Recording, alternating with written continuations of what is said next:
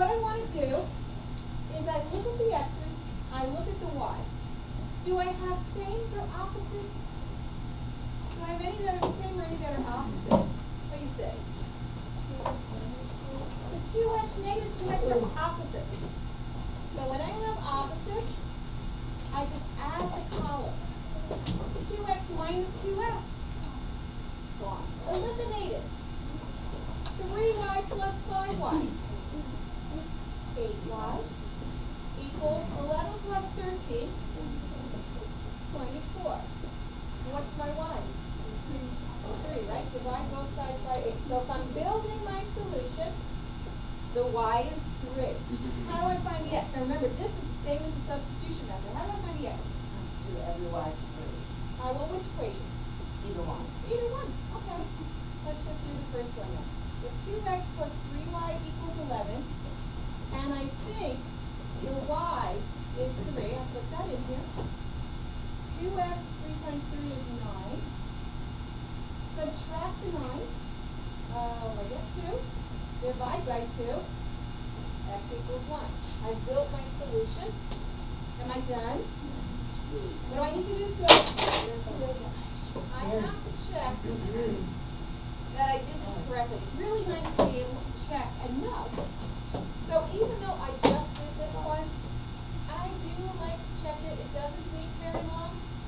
And it just helps me know that I didn't make a mistake the first time that I did this over here. So that makes me feel better about the equation that I used. I need to check the other equation as well. So I think the x is 1. I think the y is 3. Negative 2 plus 15. Is that 15? Well, negative 2 plus 15 is 15. So they match. So I know I have the correct solution. 1, 3. So what is, looking at this example, yeah, we're on the back example 2. Why can't I just go ahead and use the elimination right away? What's the problem?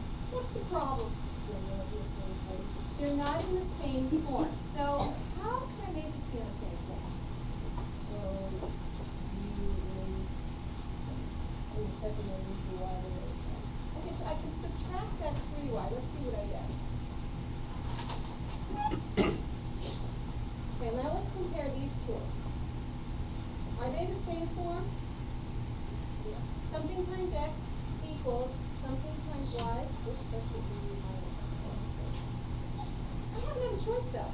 Did I have to do it that way? Is there another way I could have rearranged them? What else could I have done? The first one you could have added y to it. So the first one I could have made 4x plus 3y equals 2 by adding that to the other side. And then when I put the original second one, I have that. Which one's correct? Either one, you're right. Either one. As long as they're the same format. So let's try solving this one.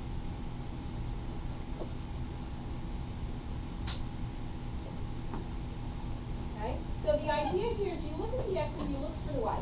First, I hope I have opposites. Do I have any opposites? No. I don't have opposites. Do I have any sames? Yeah. I do. The 3y, the 3y. So to make this an addition problem rather than subtraction, which can be a little tricky or error prone, how can I fix this second equation? What can I do? What can I do?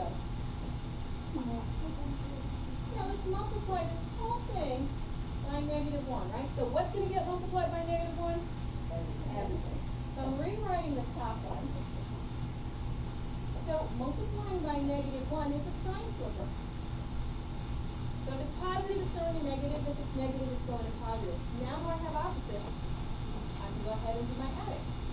4x plus negative 5x. 3y minus 3y. Eliminated. Equals 2 plus 2. I don't want negative x, I want x. Negative x equals 4 becomes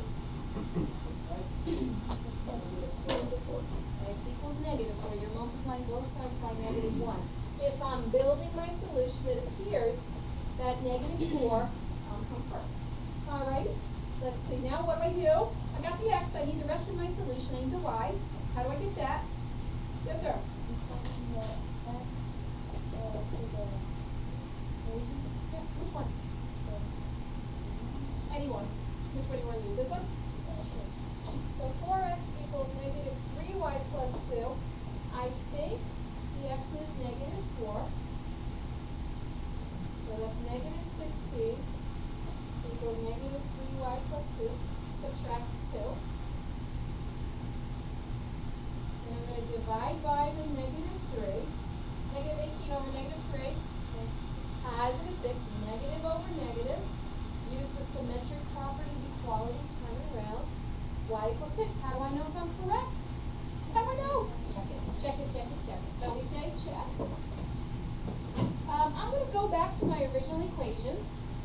just in case there is a mistake when I change them around. I know I just did this one, but it is just another chance to catch an error. It doesn't take very long.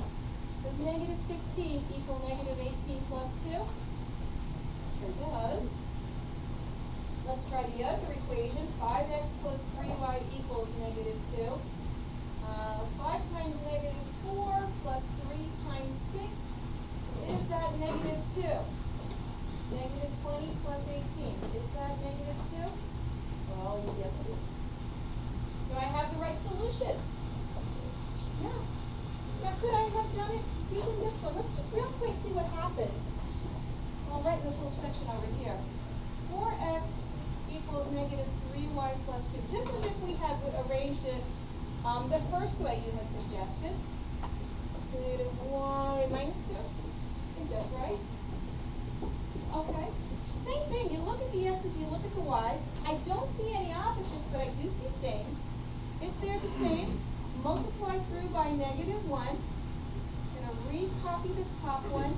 All the signs are going to flip. Flip on the bottom one. Hopefully I've done this right.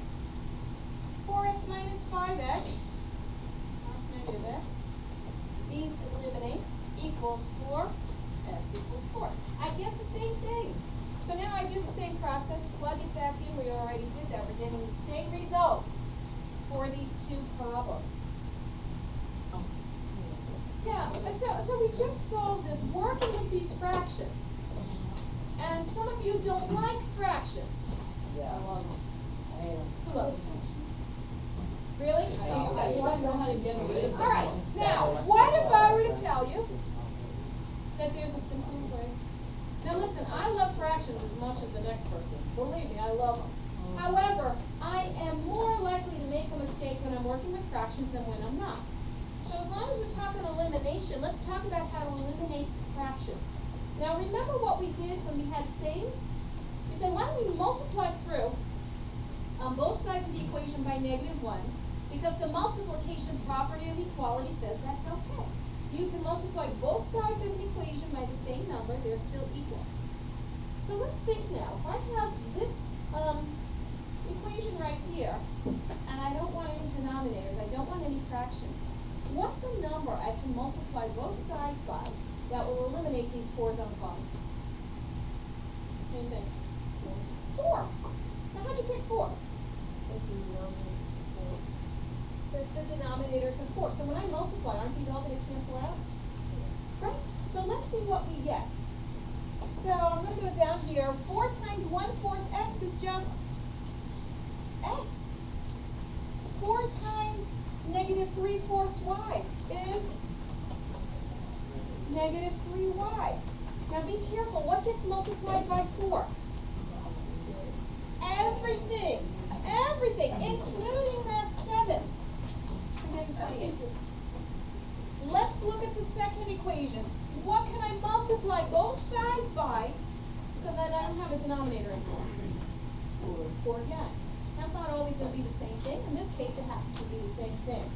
What's 4 times 1/4 x? X, right? Because these are going to cancel out.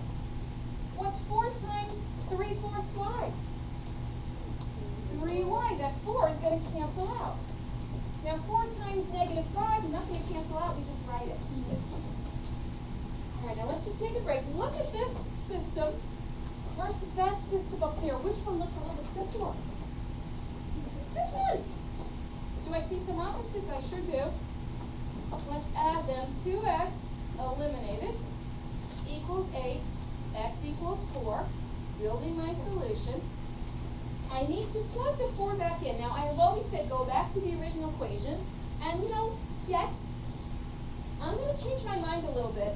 And I'm going to say in this situation, I am actually going to go back to this one because I like to think about where am I least likely to make an error. Probably up here with fractions, I might make an error. I'm less likely to make an error here. So I think the x is 4. So I'm plugging it back into the first one. I'm going to subtract 4. And then I'm going to divide by the negative 3. Y equals negative 8. And I'll catch if I made a mistake when I do my verification step, which is plug this back in to the original equations here. That I do have to do. But look at this. It's the same thing. Wow. Which is easier to work with? All these fractions or not working with the fractions? All the Not the fractions. You're very funny, whoever said all the fractions. And you are feel free to work with those fractions if you love them. I personally do find I am more likely to make a mistake working with fractions than I am not working with fractions. The simpler the better is what I find. So it's a little trick. Now what would happen, let's say this was like a 2 and this was a 3. What would I multiply by to eliminate the fraction? What do you think? I want this to cancel out, I want this to cancel out, right? So what can I multiply by? 6. Think about it. Is it? Isn't it the 6, right? That becomes 3. Or over here becomes a 2. So you have to think about it a little bit, maybe at first, but after you do these a few times, it's a really nice trick. You can do this with any equation. There are fractions that are getting in your way. Feel free to go ahead and multiply through the whole thing. Right? Don't forget the constant. You want to multiply everything through by some number that will eliminate your fraction.